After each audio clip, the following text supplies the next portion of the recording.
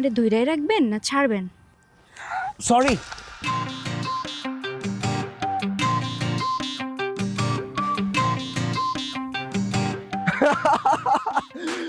কি কেমন লাগে এখন? ঠিক আছে না? আপনার আমি দেখা নিব। আগে নিজেকে পরিষ্কার করো। ছি কি গন্ধ।